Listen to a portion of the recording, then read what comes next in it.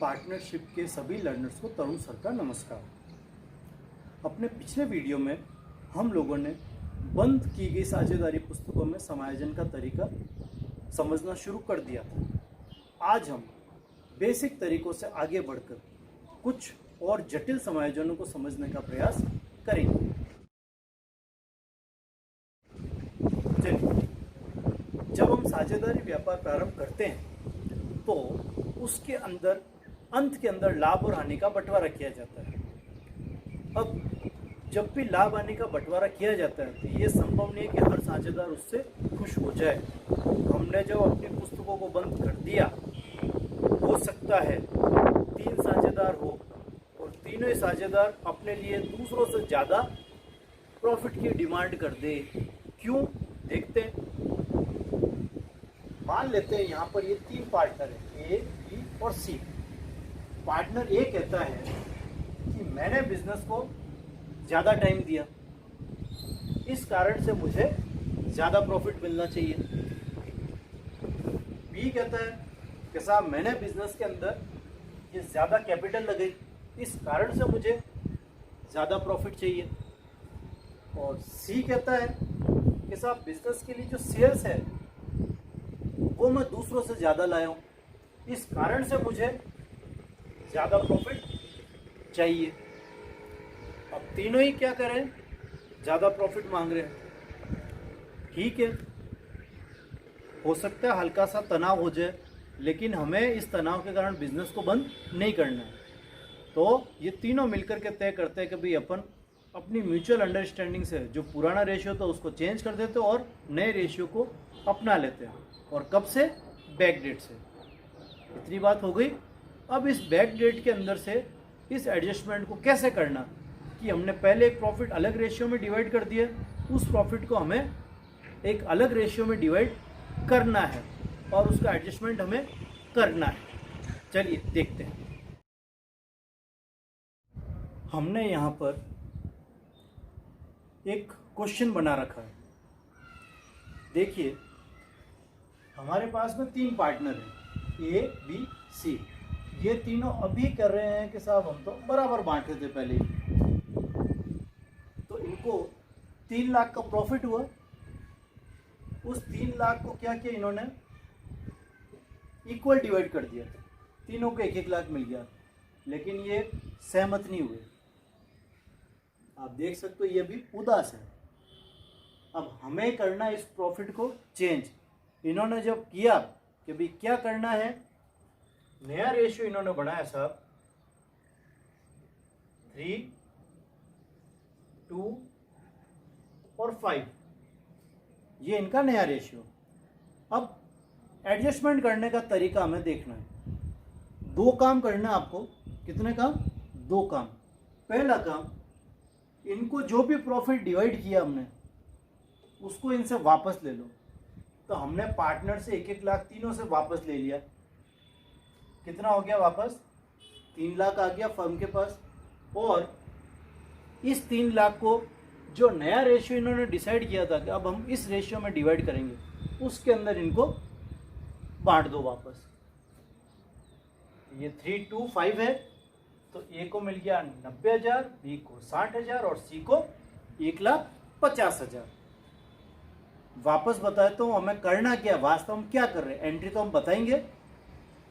Partner ने क्या किया था साहब, 3 लाख के प्रॉफिट को बांटा था आपस में। कितने को? 3 लाख के प्रॉफिट को। तो हमने इन तीनों से क्या किया, उस प्रॉफिट को वापस ले लिया। हमने इनको बराबर दिया था पहले प्रॉफिट, हमने इनसे बराबर वापस ले लिया। 3 लाख में से 1 लाख ए को मिला था, बी को भी 1 लाख, सी को भी 1 लाख, तीनों से 1-1 लाख हमने वापस ले लिया। तो हो गया कितना, ये 3 लाख फर्म के पास आया। और इसी प्रॉफिट को हमने क्या किया, फिर जो नया रेशियो डिसाइड किया उसके अंदर हमने बांट दिया। तो ए को नए रेशियो के हिसाब से मिला 90, बी को मिला 60 और सी को मिला 150। इसकी जनरल एंट्री कैसे होगी, हम इसको कैसे दिखाएंगे? तो सीधी सी बात है, यहां हम देखिए ये पी एंड एल एप्रोप्रिएशन बना देते हैं। इसको बीच वाले को क्या बनाते हैं, यहां पर इसको पी एंड एल एप्रोप्रिएशन। जब हम पहली एंट्री कर रहे हैं यहाँ पर, जब इन पार्टनर्स हम प्रॉफिट को वापस ले रहे हैं, तो जब हम जो एंट्री बनाते हैं पार्टनर के अंदर, ये एंट्री हो जाएगी किस तरफ, डेबिट साइड में। किस तरफ एंट्री हो जाएगी, ये डेबिट साइड में। पार्टनर के डेबिट में हो रही है, मतलब हमारा जो P&L अप्रोप्रिएशन है उसके अंदर ये एंट्री कब हो जाएगी, पहली बार में होगी क्रेडिट साइड में। किस तरफ एंट्री होगी, क्रेडिट साइड में।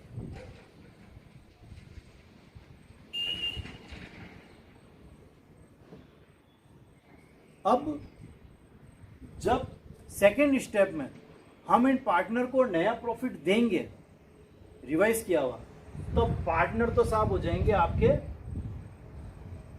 क्रेडिट, और P&L अप्रोप्रिएशन के अंदर एंट्री हो जाएगी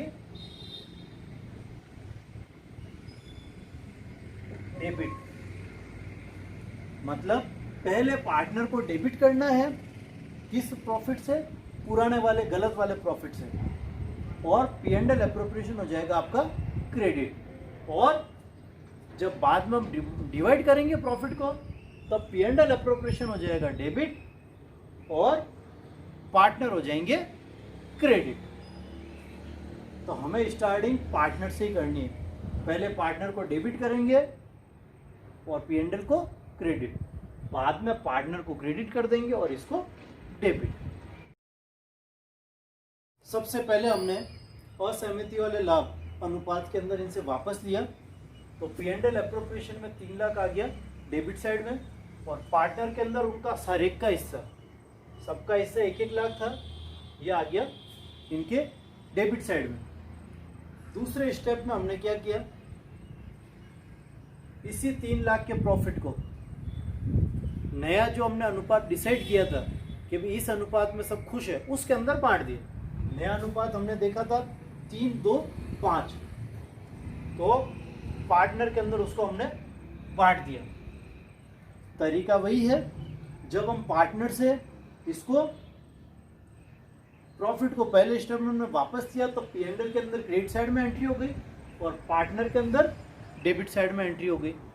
और जब सेकेंड स्टेप में हमने पार्टनर को प्रॉफिट बांटा, तो P&L अप्रोप्रिएशन में डेबिट साइड में एंट्री हो गई और पार्टनर के अंदर क्रेडिट साइड में एंट्री हो गई। अब फिलहाल हम सिर्फ प्रॉफिट शेयरिंग रेशियो की बात करें, तो हमने इसके अंदर कोई और एडजस्टमेंट नहीं लिखा है।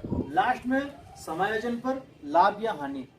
अब समायोजन पर लाभ या हानि कुछ भी नहीं होगा, क्योंकि हमने 3 लाख की पार्टनर से लिया और 3 लाख की पार्टनर को बांटा, तो कोई प्रॉफिट कोई लॉस नहीं। अगर कुछ प्रॉफिट या लॉस होता है तो उसको भी हमें इस नए रेशियो यानी कि 3:5 के अंदर ही डिवाइड करना है। लास्ट में देखते हैं टोटल P&L अप्रोप्रिएशन के टोटल बराबर आ गई, क्योंकि प्रॉफिट लॉस कुछ भी नहीं है।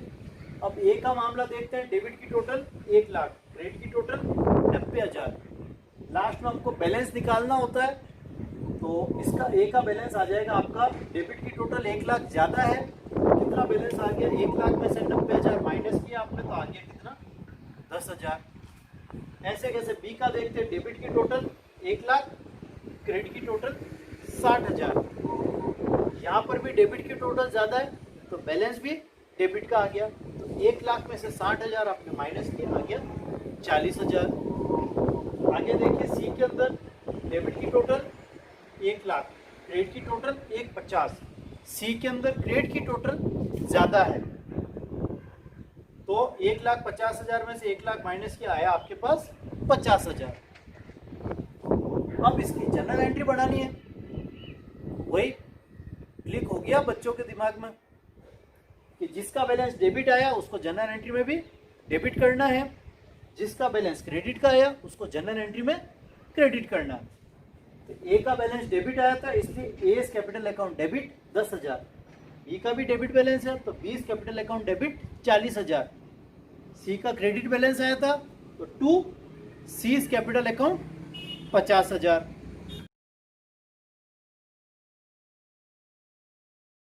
अगले वीडियो में हम लोग ये देखेंगे कि कभी कभी पार्टनर को गलत रेट से इंटरेस्ट ऑन कैपिटल दे देते हैं, या उनके ऊपर गलत रेट से इंटरेस्ट ऑन ड्राइंग चार्ज कर लेते हैं, उसका हम एडजस्टमेंट कैसे करेंगे। तब तक के लिए आप लोग लगातार घर पर रहें और पढ़ते रहें। नमस्कार।